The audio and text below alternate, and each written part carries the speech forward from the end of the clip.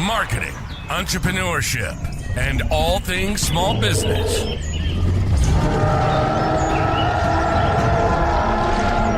You're listening to the Jurassic Marketing's Triceratops. Now, here's your host, Justin Miller. All right, second episode of January. How we feeling? It's a good year. Things looking good, feeling good. It's a new era, I hear. That's what I understand. That was last week. This week we're into uncertainty again. Oh, great.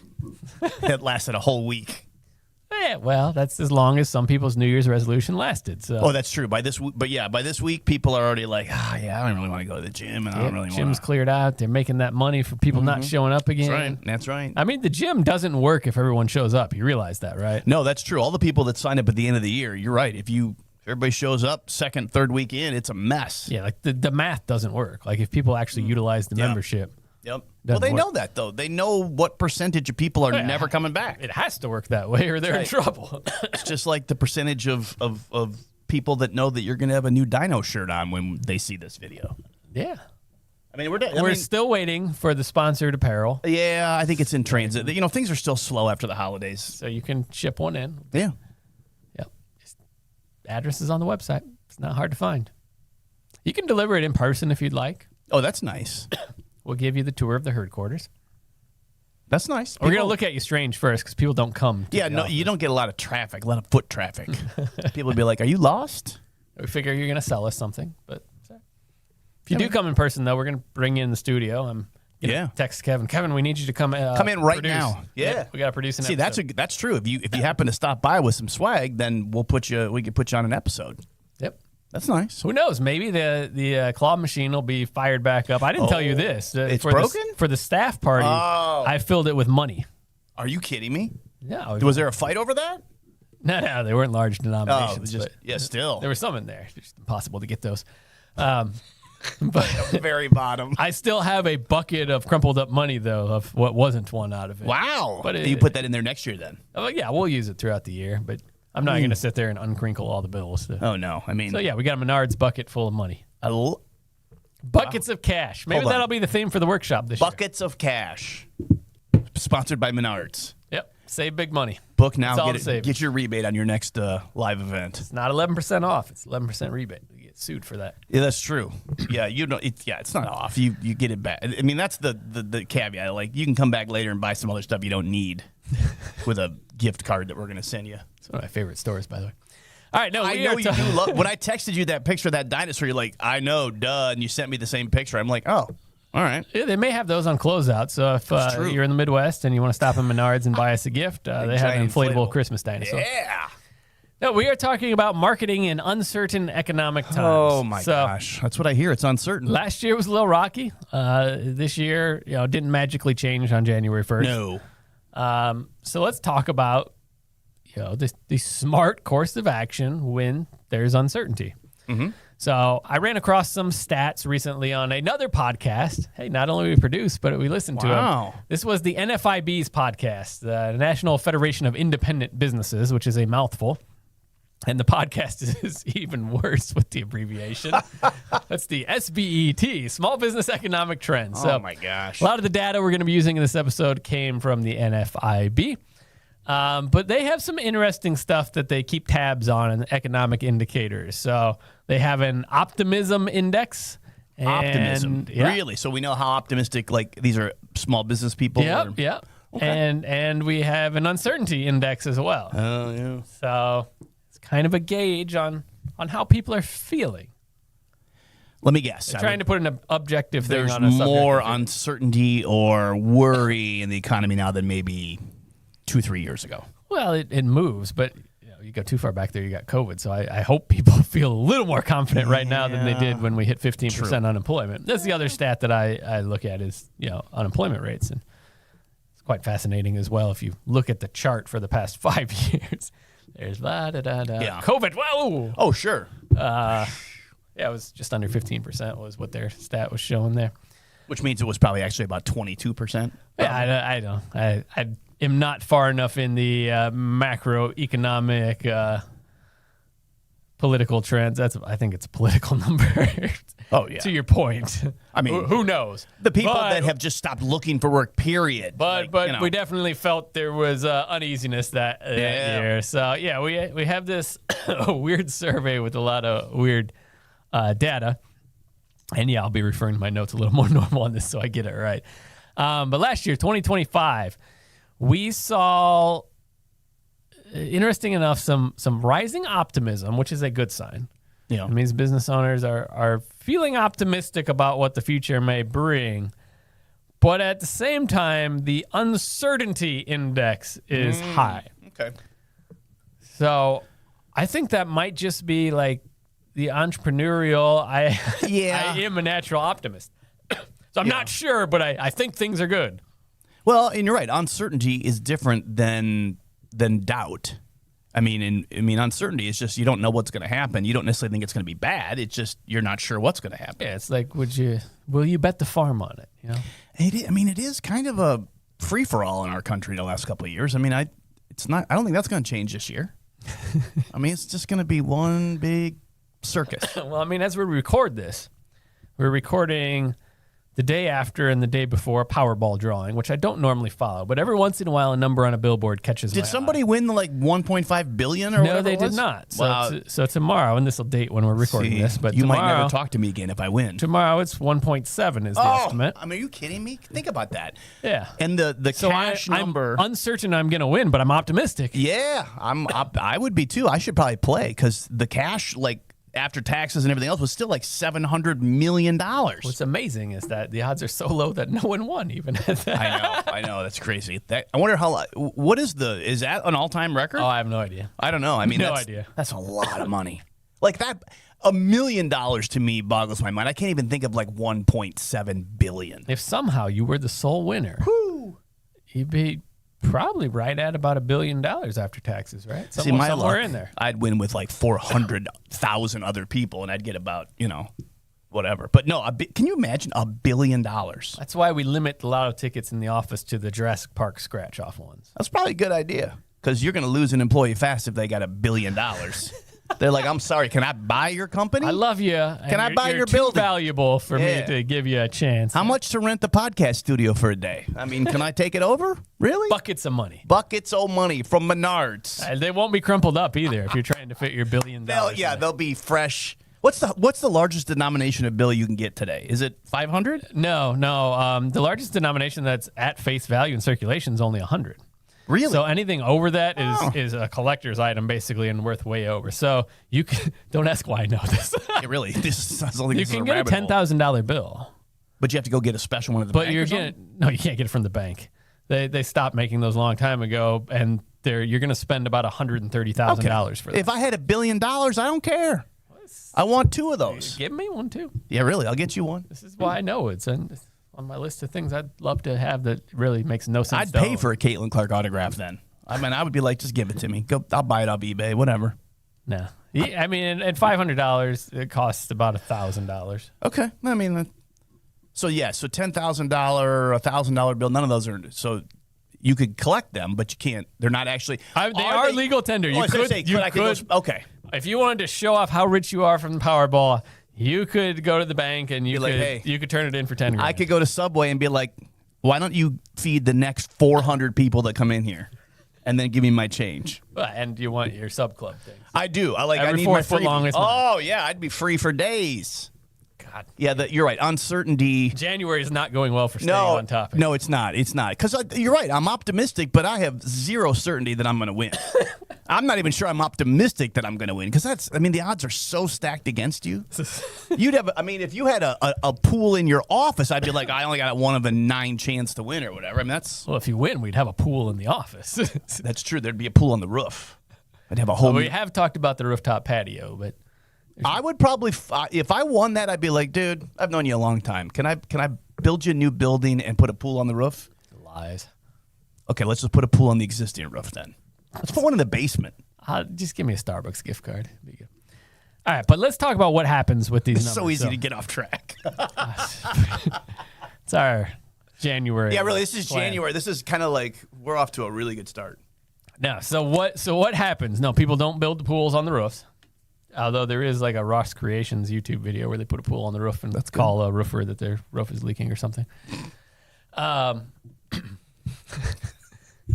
This is the part where you almost want to start over.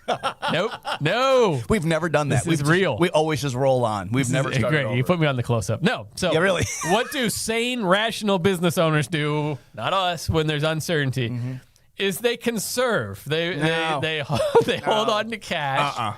Jesus. Why would you want to do that? The future aggressive growth plans get dialed back a couple of notches. Okay. Budgets tighten up. Maybe they delay on hiring if the plan was hiring, and it start to eliminate risk. Okay. And these are actually some of the exact things that we're on our annual retreat to discuss is resilience of the company in uncertain economic times. But budget tightening is different than eliminating staff or cutting things out entirely. I think some owners just knee-jerk and go way over the top, which is never going to help you in the long run either. I mean, it depends on your own personal optimism. Well, that's true. Yeah. What the purpose of the business is. We have some aggressive growth plans, which involves risk. But as the market we operate in gets riskier, the equation changes, and we have to judge it accordingly. Yeah. So, when things feel uncertain, people, they cut back. Yeah. Sorry, there's a Dan Kennedy political saying I just won't put in here. Sorry, crossed the line. But the interesting part is that logically, it's the time to double down on specific types of marketing. So not marketing across the board, actually. Are these things, are you talking about specific things that work or just specific types that are proven to work in this kind of specific types that function better than other types, give us a better bang for our buck during uncertain times. And as much as I hate to in two episodes in a row mention COVID, we have to go back to it. So that was like the most graphic time pinpointing, in the recent decade or two, of uncertainty in the economy, what's going on. And fortunes were lost overnight because of it. The rules changed. It was very obvious, and we weren't in control of those rules anymore. Business owners are pretty good at playing by the rules you put in front of them. But when you change the rules, it changes everything, and they can't just change on a dime. So marketing is important, but it's not necessarily the aggressive growth marketing anymore. It's the conserving what I have and keeping what I have. So it's shutting the door so people don't leave. Okay. It's not really survival per se, but it's in a way, it's like it's preservation. A shift of efforts. Yeah. You can do both. It's not mutually exclusive, but assuming overall you're looking to, sturdy the ship a little bit, that means the budget probably got tightened in the marketing department, and we got to pick and choose now. Down. Yeah. Right. So we will talk about the marketing that works, and it's really the marketing that builds the real connections. Okay. Which sounds self-serving, but it's what we preach tactically here anyway. I bet I know what some of them are. Oh, we should just have a button for it. Yeah, really. Exactly. Also, as an aside, it's a time where the unique aspects of direct mail really shine. Okay. So when there is uncertainty in the marketplace, trust becomes a lot more important. And one of the unique features of direct mail is that trust is given to the recipient. They give more to you for showing up in that media than, say, showing up in Facebook Short, like maybe this clip is right here. So direct mail during an uncertain time tends to break through mentally, not through the marketing clutter, but through the mental hurdle of riskiness and uncertainty. So use that to your benefit. The media works exceedingly better at building connections, and connections are infinitely more important during uncertainty. It's reinforcing existing connections. Don't you feel like during uncertain times people want connection? They want more connection. Well, they do, but when you're specifically referring to vendors, sure, it starts to be mere them. Yeah. I got this much money. Am I taking it home or am I giving it out there? Yeah.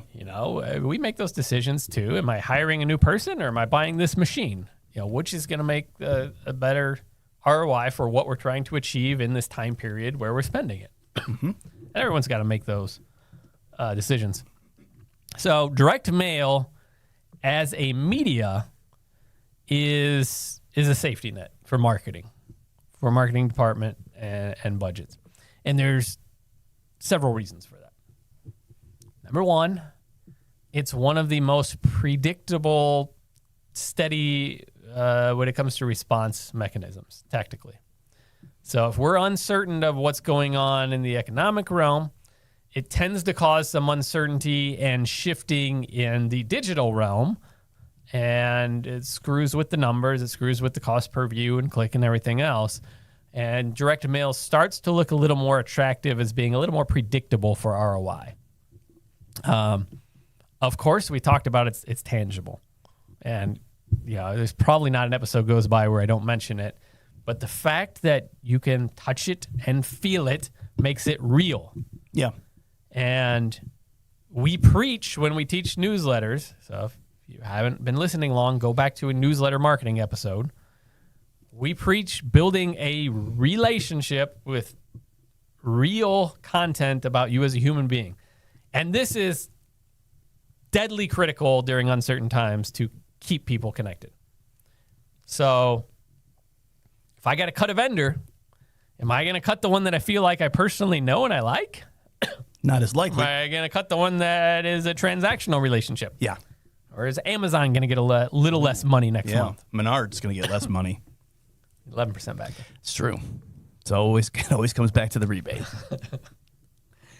It tends to get higher engagement. Now, this doesn't mean higher response rate as a percentage, but higher engagement, higher interaction with the piece and the message. If everything's correct on it, you should get a higher response rate too. But in general, we get more interaction to get that. So it tends to be stable. When everything else is kind of shaky, this is like your tried and true. Like you're not going to be floored by the results one way or the other. But that makes it an attractive investment when we don't know what's going to happen around us, especially from a marketing angle. So marketers always like to say, when you're down, you double down. I don't care if you double down or not, but you certainly evaluate everything. Am I going to this event? Yep. Am I going to advertise in this magazine? Are we hiring more reps? Are we going to do what we're doing? Does this product line deserve to continue to exist? This is just, it's not sexy. It's tried and true. Just follow the course, get the results. You got to do other things too in the business, right? Yeah. But this is your steady one. Slow and steady sometimes just wins the race. I mean, it's you're right. It's not sexy. It can be boring, but I don't know. It does. I mean, it works. That's the thing. It just works, and you can count on it. Yeah, and people stop taking the gambles. Yeah, I suppose that's true. Yeah. Which is, marketing's a gamble at its core. There's no guarantee of results here or elsewhere in any media. You take everything you can to reduce the risk and maximize the upside, but that calculation changes when the downside has a more dramatic impact on your business. So if this fails during good times, doesn't mean much. It's lost money. No one likes to lose money, but it's part of the game. If this fails during bad times, does it have a ripple effect across the entire organization? That's what we're talking about, uncertainty. And I know a lot of marketing agencies that once COVID hit, they were decimated. The clients were just immediately gone. Yeah. Because the clients didn't know what was going on. Sure. They didn't know if they had a business. Yeah. You can insulate yourself a little bit from that. Yeah. So newsletters, number one. By the way, yesterday was the time to start, not today. But today's the second best, right? Referral letters and partner outreach. So building those relationships that are going to feed you over and over long term becomes super important. Again, relational marketing, not cut and dry, buy now type marketing. We'll tote the note for you now. I was reading comments on one of the Facebook groups today. If you want to learn how psychologically people think for purchasing, just look at the ones asking for cheap car deals on Facebook. Not saying emulate what they're doing, but Yeah. Honestly, the thought process is not completely flawed And it does translate to larger organizations. It's laughable if you put it in those terms, but that's really what's going on inside some. And then once you have those in play, reactivate old clients. So you already had something at some point going on and working for you. Now's the time to go back to them. If dollars are limited, this is your next best audience to hit. That's what you talked about in the last episode about what used to work that you're not doing now. And why aren't you doing it? I don't know. Or who used to give me money that doesn't anymore? I don't know. We ran out of stamps. I don't know. No, I don't think that ever happened. There was a paper shortage, but well, not here. It doesn't. No I mean, you've got more stamps here than I've ever seen anywhere. Shh. It's like a stamp heaven. Yeah, that was no. Maybe one of these days we'll read the company Mad Lib in here. Oh, geez, that'd be fun. That would be good. I'll do that for the workshop when we have our direct mail boot camp. All right. Of critical importance to all this is tracking. Tracking. So do your call tracking, do your QR code tracking, record the calls, because responses probably are going to be more limited for your pieces as well, because your clients likely have the same objections that you do right now and the same uncertainty. Mm-hmm. So we got to make sure that, when we get responses, they're being maximized, and we got to know with more certainty than ever before what's working, what's not from an advertising standpoint. All right, so let's talk about money. Money. What do we do when money is tight and everyone's tightening their spend? Again, retention first. Don't go chasing new fields of money. Let's keep harvesting from the same areas you are right now. It's the most cost-effective thing to do in uncertain times. So retention marketing first. And everyone usually agrees with the concept. It's more expensive to get a new client. Well, it's infinitely more expensive during uncertain times, but no one actually puts the money into retention marketing. Now is the time for you to put money and budget behind retention marketing. Figure out what formats you're going to use or what media you're going to use to kind of you want to make sure you're still getting response, and we know that mechanisms are going to change a little bit. So am I putting this much in mail and this much in digital, or this much in broadcast and this much in mail, or what are you doing? Make that an intentional decision, more so than ever before. And then the final thing is don't just get paralyzed by fear and do nothing. And that's easy to do. You just kind of hunker down. Let's just wait it out. We'll not do anything. That's why it took me 2 weeks to wrap the Christmas presents in this giant pile. Yeah. Jeez, that's going to be a lot of work. That can wait till Christmas Eve. Mm-hmm. Sure. I do the same thing. So, don't overanalyze it, and don't do nothing because there's uncertainty. There's always uncertainty. Maybe right now a little more so than some other years. Yeah. But it'll come and go. It might get worse, might get better, but certainly it will change. So don't just stand still. I'm a huge fan of you're growing or dying in business. I've tried to maintain before. You can't. Yeah. You die. Yeah. Growing in this case may look like taking the growth money and putting it into retention so that people aren't flooding out the backside. So you can look at the NFIB's website and find the stats. Uncertainty probably will climb a little bit. But the key here and why we're putting all this effort and money into marketing and retention is that so when the optimism comes back in the market, you are in your prospects and clients' heads. You're the first one to bounce back. And honestly, some people will be too late in that game and won't bounce back. They won't get that opportunity. So make sure you're steady.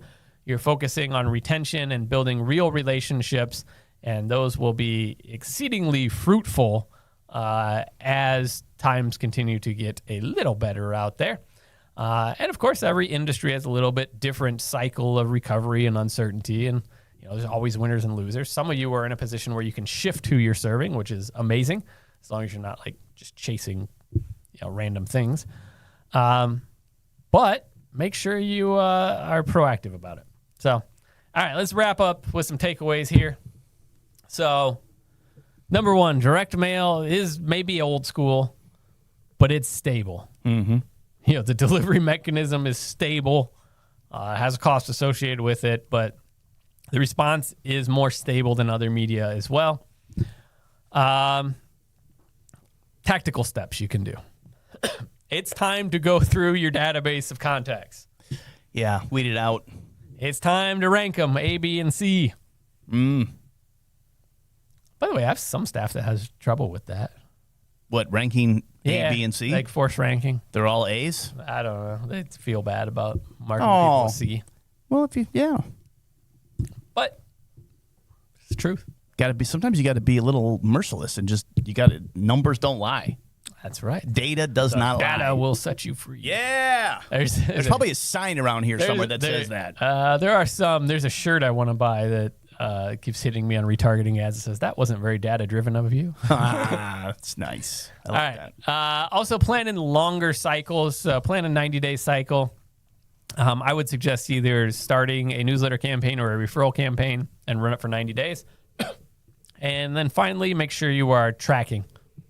Track like you've never tracked before. Again, don't chase immediate results, but make sure you have those numbers and you're actively watching them and figuring out what's going on. Be more important than ever before. And if you want our help with this, we have our workshop coming up. So direct mail boot camp, it's a day and a half. You work with our staff. It is workshop. It's not lecture the whole time. And the intent is for you to have as close to go of a ready-to-go direct mail campaign when you leave the door after a day and a half, which is a very short period of time to do this in, but we try our best to fulfill on that. And all the details at workshop.jurassicmarketing.com. We got 2 of them coming up this year. We have March virtual. You can see me and special guest on the set here. Or September in office. September in office is a lot more literal one-on-one time. You come fly into lovely Moline, Illinois, or drive in here. And we have, I think it's a maximum of 12 companies represented. Nice. It's also a good networking opportunity, by the way. I'm always better at networking in person. Yeah. More than virtual. Yeah. Take a look at that, workshop.jurassicmarketing.com. By all means, reach out with any questions, or if you'd like to be a guest on an upcoming podcast, we'd be happy to have you. What do we got next week, Kevin? Any idea? No. I don't know. It's not on the notes. I'm going to say maybe some more uncertainty, but possibly maybe we're starting to level things out a little bit. I don't know. That's cliffhanger. I didn't have see, I knew it. Hopefully a special guest. I don't know if we'll get that edited in time, though. Possibly. There you go. So stay tuned. You never know what's going to happen here. But that was a tease. That was a good one. But they're like, please let me know when the next one drops. Yeah, they tuned out they're 26 minutes ago. That's right. When we jumped into the content. Now, we enjoy listening. Like, subscribe, share this. Please help us get the word out and let us know how we can make it better. Thanks for listening to the Triceratops podcast. Be sure to subscribe and leave your comments. For more information on how Jurassic Marketing Direct Mail can help grow your business, visit JurassicMarketing.com.